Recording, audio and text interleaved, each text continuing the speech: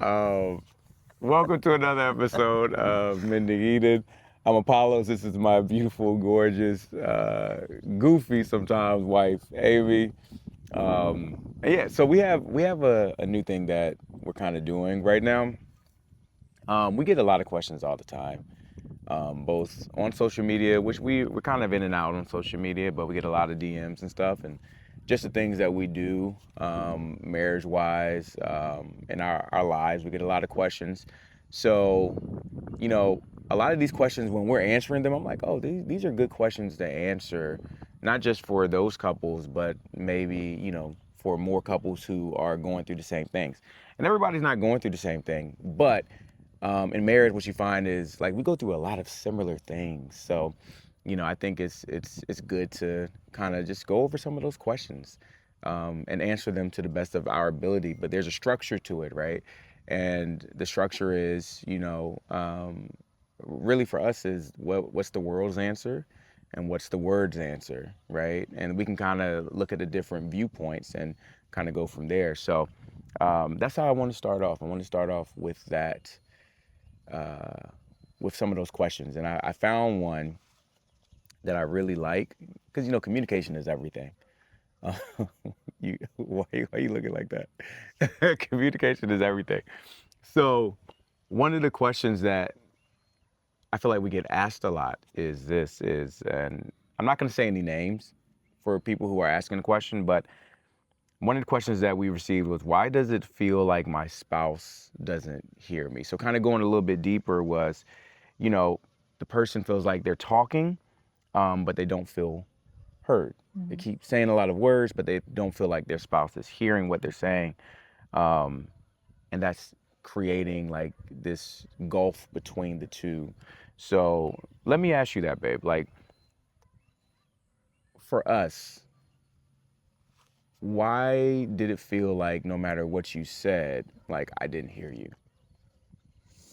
So it feels like I have to talk about a different time period. Mm-hmm. For me specifically, remember in our marriage, I was the one who didn't communicate really, and you're the one who over communicated. Mm-hmm. So it's for me, I wasn't saying, or I didn't know how to say what it was that I was thinking. Yeah. And then also, you just didn't hear me at that time. Yeah. When your communication is not good, the issue is there's a two-sided issue, right? For both parties. So I feel like for you there would be a wall built up when we were Mm-hmm. talking, and vice versa. And for me, I would just be shut down. So you could say something, but I'm so low within myself that I'm not receiving what you're saying. Yeah. Yeah. And you're right. I think the thing that gives us such a great perspective on communication is that usually the way you are is how most men are, and the way I am is actually how a lot of women are, right? Where I'm gonna talk. I want to talk about it. Like, I want to get to the root of it, get to the cause of it. Let's communicate. Let's talk about it. Let's not keep it on the inside. Where for you, you had to process it, right? And I didn't want you to have to process it. I'm like, no, here's the answer. Let's just do this. But it was because I was trying to force my brain into yours, And then right? the breakdown in communication came because when we've talked about it since then, and it's not perfected yet, but we've nearly perfected it. Like for myself, it is give me a digestible piece of information that I Yeah. can process, and now I can talk about it, and you have to be ready to hear it. Yeah. Because when that shift also happened from somebody who communicates a lot to somebody who's learning how to speak, it was also difficult at first for the listening aspect, right? Yeah. And there's a few reasons, I think, for that. Is one, I was used to being the one who was always talking, and I don't know what that was. oh, you good? And when I'm coming to you, um, you were the one that you listened, you took it in, but you never really said anything. So it kind of left me like, oh, well, where do we go from here, right? Because you didn't respond, back to the question or to, whatever the issue was that was going on. So it kind of made it a little bit different for me. And also, I think when you go into a talk, I'll say that, like a talk, you kind of have your own viewpoint already in mind, right? You kind of know what you want to talk about. You kind of know, I'm saying, like, going into the communication piece, you kind of know what you want to talk about. You kind of know, like, what you feel like the solution is. And so it's very biased going in there. So I think I would go in there with a very biased viewpoint, not really thinking, okay, well, what's her perspective of it? It's more so, okay, well, this is what I see. And I feel like this is how we can grow and get better. And so it was, yeah, it was kind of, it was definitely difficult. Right. It was, yeah, it was definitely difficult. I think a lot of couples have to learn how to communicate. Like us too, but I wanted you to communicate like I wanted you to communicate. I wanted you to communicate like me, right? And so both of us had to do give and take, where sometimes I realized too that if I talked too much, you would listen, you would hear me, but you would stop listening, right? Or I would overwhelm you with everything that I was saying, right? I would give you kind of everything that I had kind of kept inside, and then I would wait for something that happened where I could now say, okay, well, yes, this is one problem. However, it's come to this because of X, Y, And and it would Z. kind of be when I was listening, I'd be like, okay, yeah, I get it. The first problem, like, I can work on that. And it'll be like, but here's everything else you've ever done in the world. And I was like, Because boundaries are put up, right? Like, I put up boundaries, but you also have put up boundaries. And those boundaries were, hey, I don't want to talk about these things, right? And because those boundaries were I knew, okay, well, if I bring this up, it's gonna be a fight. If I bring this up, it's gonna be this. If I bring this up, it's gonna be that. I will hold on to it until I found something that I could bring up. But see, I was holding all these records of wrong against you and against whatever I was feeling at the time. And so I would take that opportunity to bring everything up. So then it wasn't even about that certain issue. It was about everything that I was thinking about. And that was wrong. So I had to learn to keep the main thing and to not give you everything that I'm feeling. Because that's when feelings become very dangerous when you're trying to communicate with the person that you love. Because I'm trying to relay a message, we're trying to receive a message, but I am communicating through a sense of anger sometimes. I would communicate through a sense of like hurt or just misunderstanding, and it would affect everything. So then you couldn't even receive what I wanted you to receive because you don't know what to receive anymore, because I've given you everything that I've had, inside of me. So I think where we have gotten today, which is great, is that you know the things that you have to work on, and I know the things that I have to work on. And so I'm focusing on like God working on those things within me, which is, okay, I can't give her too much. I can't give her everything. Also, I know the processing thing takes a little bit of time, not because you have a slow brain, but because you digest it all. You really digest it. And, it takes time for you to say, okay, let me kind of break this down into pieces. And then once I understand everything that we're expecting in that moment, then I can start just acting on it. You don't really say much still, but I know that whatever we're talking about, I know that you're gonna take it and you're gonna act on it. So how do you think we've changed we've been married for 14 years, been together for 21, but how do you think we've changed over the years when it comes to communication? I just force myself to do it now. There are still times when I don't have too much to say, but you're more understanding in that moment when you'll be like, well, what do you think? And I'll either say, no, I agree with what you're saying, and I don't have anything to add to it right now. Yeah. Or, when I do have things that are on my heart and my mind, and I say, hey, I got to talk to you about something, you know, that kind of prepares you to be able to, ooh, sorry guys, I struggle out here with sneezing and stuff. Yeah, it just prepares you to open your heart and listen to what it is I do have to say, and give me that time to speak, because sometimes it is.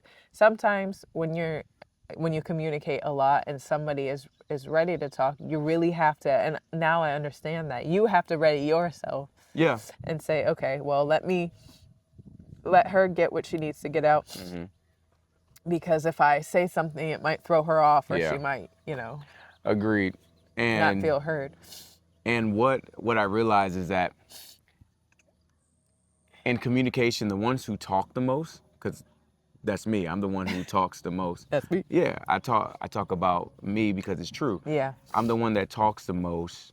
And we think that we're the communicators because we're the ones that's always talking, but that's not necessarily true. We just have a message and we're trying to relay that message. And because we speak it out, we feel like we're the ones that are communicating. But communication takes two things.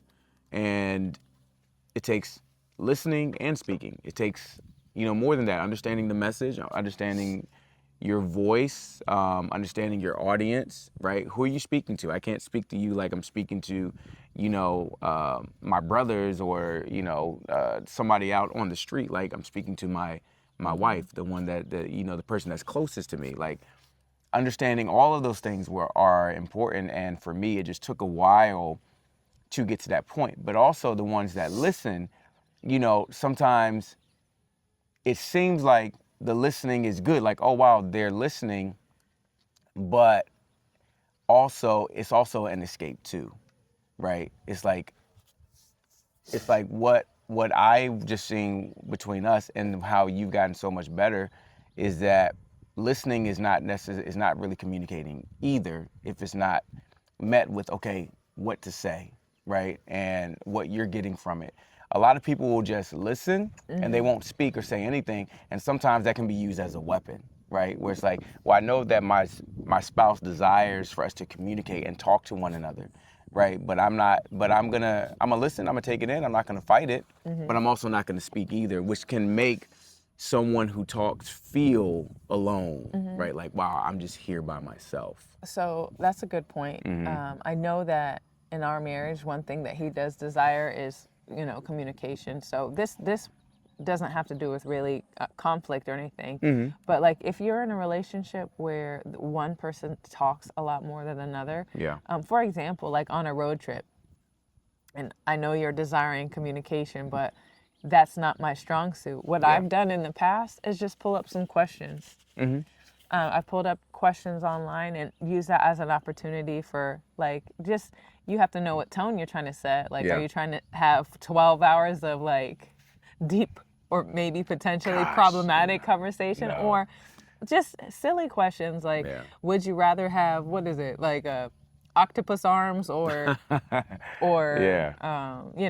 stork feet, like just things like that, like silly questions that you can pull up online. And they don't have to be all silly, but they can be like silly, sexy, deep. Like we've done that before. We did that the other day when we went out to eat. It's like, it's super helpful, especially like, when you're on such two different spectrums. Like he could really have a deep conversation for 2 hours and it makes me tired.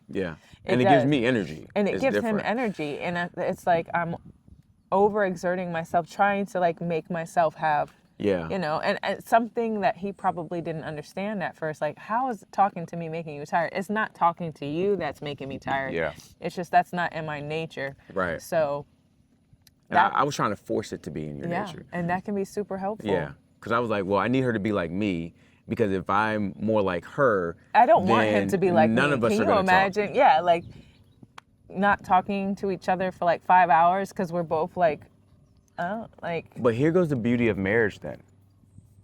It's for us to become like one another, right? And to close that gap where what I've learned is to listen more, and you've learned to speak more, right? And both of them take us, opening up our hearts to receive, the message. And, really, I realize it's not me versus you. It's really me versus me, right? It's the male versus the man, right? It's the inside of me, the person that's connected to God versus the flesh that's in this world, who just is emotional and wants to have what it wants to feel like it's right all the time. And you know, that's not the way it's supposed to be. So I have learned submission to Christ first in order to be able to communicate with you, because I didn't know how. I thought talking was it, right? Because I grew up in a house where nobody communicated. So I thought, okay, well, we have to talk. Yeah, but that's not it. Because if both of us talked, then we have nobody to listen. Then we're just talking at one another the whole time and nothing gets accomplished. Somebody has to be wise enough to listen. But then there's understanding and there's wisdom that goes into that, right? So it takes both. You know, you can't have true communication without talking and listening, but it takes that from one another. So you've learned how to talk more, how to speak more, right? And I've learned how to listen more, right? And to speak less, right? Because if I speak too much, then that wears you down. And if you don't speak, that wears me down, right? So I think that's been a great balance. So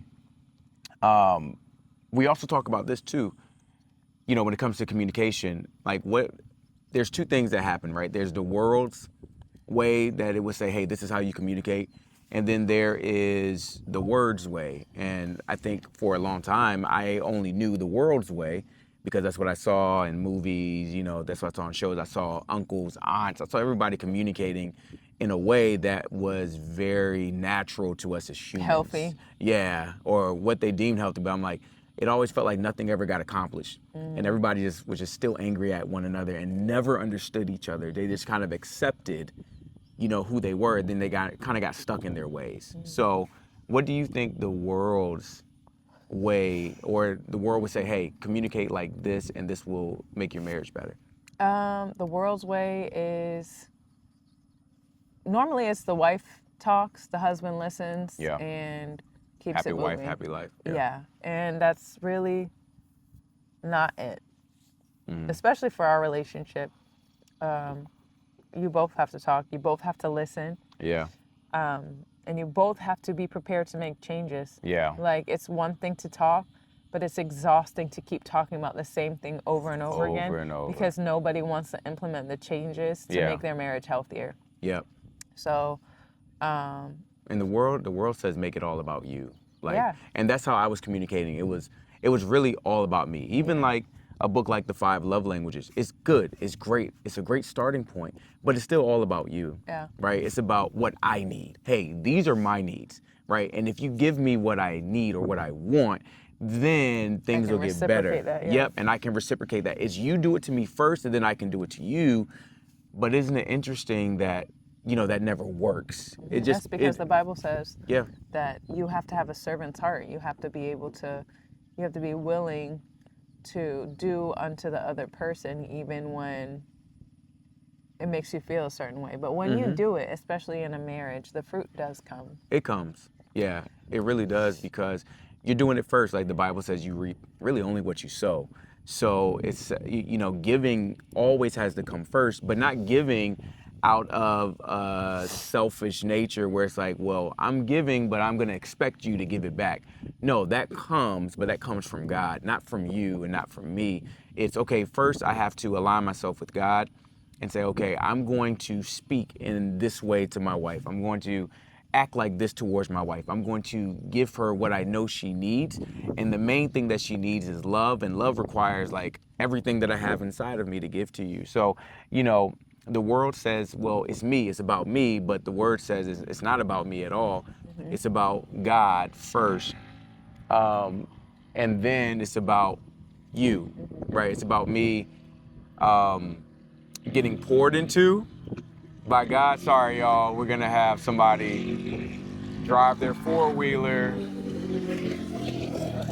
across. On that note, Yeah. But anyway, so, you know, James 1:19 says this: be quick to listen, slow to speak, slow to anger, right? And for me, I love that because, you know, it doesn't start with me listening to you. It actually starts with me listening to God. So I have to listen to God and be quick to listen to him, but and then listen to the matter at hand, right? whatever's going on, I need to talk to God about it first, listen to him, so then I'll know what to say, and then anger doesn't necessarily become an issue at all, because how many talks leave one another angry, right? So that's really the main thing, is to make sure that we are listening to God first, so we can understand how to speak to one another in a loving manner. Yeah. Right. That's good.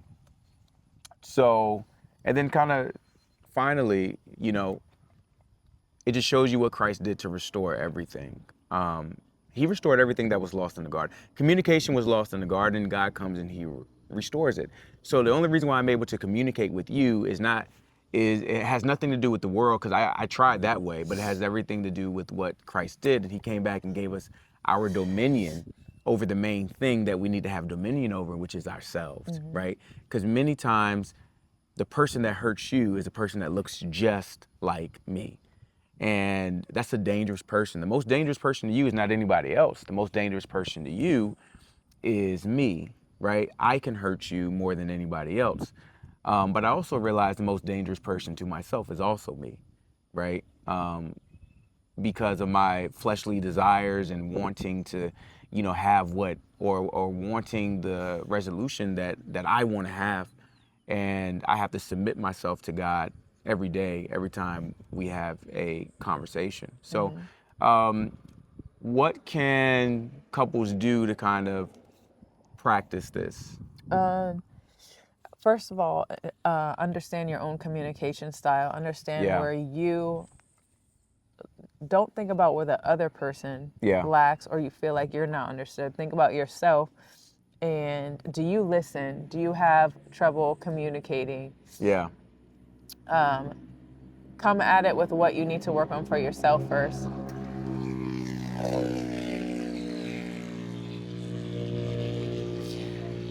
Yeah. And understand that you're the type of person that gets easily distracted during a conversation, throwing it back to you.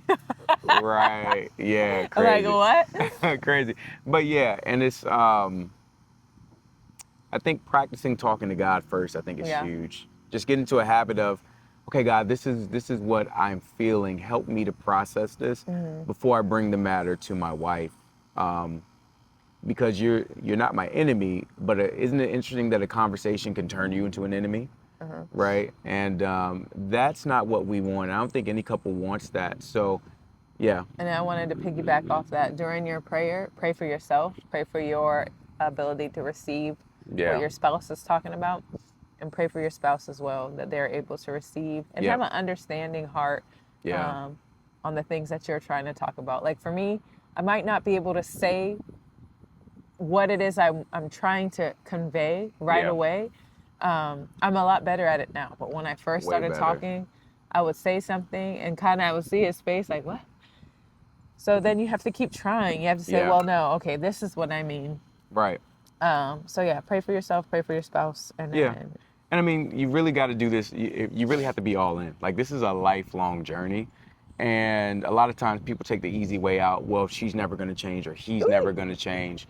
So, Excuse me. we have to make sure that we understand that about one another. And just me looking at you saying, no, sometimes if you answer me a certain way, knowing that that's not you answering me, that's just your flesh, and your flesh has its own set of rules and feelings that it goes by. And knowing the time. And knowing the time. Like I know that Yeah. I'm more likely, if he's asking me a question and I'm dealing with something with the kids, or I got a whole bunch of stuff going on, I'm more inclined to be like, huh? Yep. You know what I mean?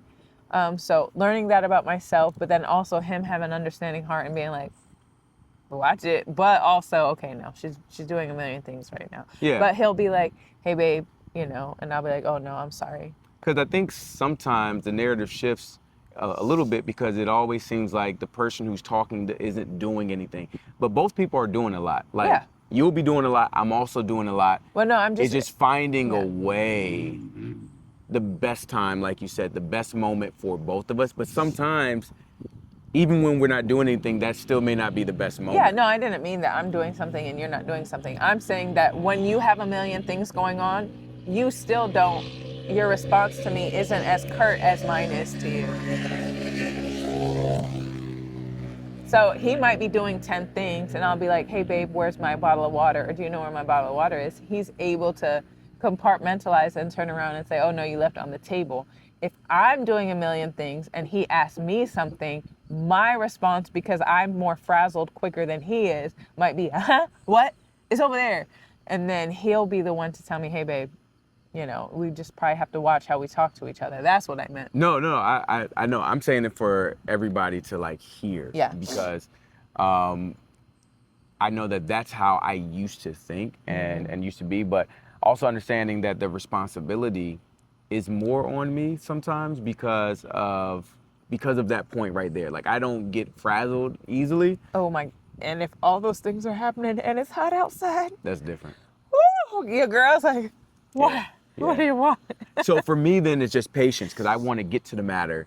And I'm like, I need to be. Oh no, it's 90 degrees. Let me not ask you. Yeah, it's like I need to be more patient. Yeah. And just allowing God, because then that patience is good because then God allows me to see things as they should be seen instead of just quickly talking and then my emotions are too involved. So now I like making sure that when we're talking, there's no emotions involved in it. It's just spirit and it's just truth. Yeah, and it's understanding yourself. Yeah. Because I do know also that I might get more frazzled now, and it's, for me, it's after each child, my hormones have gotten like, my hormones are in check. Like I'm not on any hormone medicine or anything, but I'm able to understand that I might be feeling that type of way in that moment. Yeah. And it's out of character to the person I used to be. Yeah. Because my body has changed after every child, right? Like there's been social situations. I love being around people, but now when we're around a lot of people, especially maybe if they're at my house, there'll be times that I retreat and I'll be like cleaning by myself in the corner because it's like a refreshing. Yeah. I can re-energize and then go back out. So also, ladies, knowing yourself, if you are somebody who has had children or maybe somebody who hasn't, but they have hormone issues, understanding yourself and not letting your hormones be an excuse for like not being nice or being snappy. It's just understanding, hey, in this moment I'm feeling this way, this might be why. Yeah. And to be, okay, my hormones feel out of whack, but let me make it an effort to not be snappy or nasty because of that. It's not an excuse. It really is not. But then also for me to understand your design too. Yeah. Like I learned that from the Bible. I'm very grateful for that. Yeah, it's to understand how you're designed, understanding your different phases of life, the different changes that are going through with you, and to understand, okay, I don't go through those changes, which is good, which means that allows somebody to continue to be stable and to be foundational at those times. But if I'm emotional as a man, it doesn't work because now you have nobody to lean on and I'm not trying to understand you at those moments too. That understanding heart is so, like, I'm so thankful for that because it's not something that we never had to really worry about until, because my hormones didn't change that much. Yeah. Even after the first and second baby, it's after the third one because I had her. It was not a geriatric pregnancy yet, but it was an advanced maternal age pregnancy.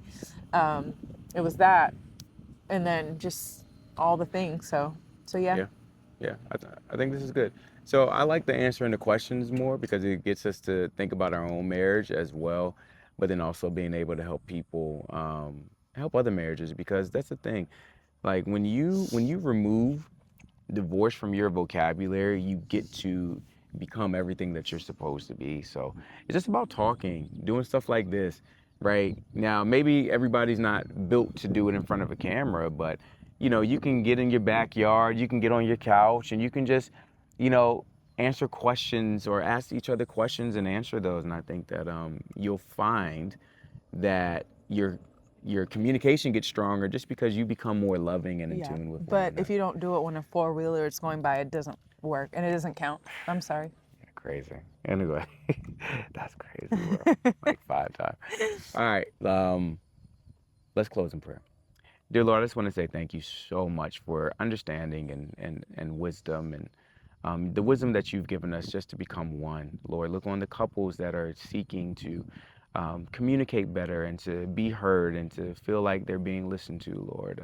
Give them the wisdom to go to you who gives all wisdom.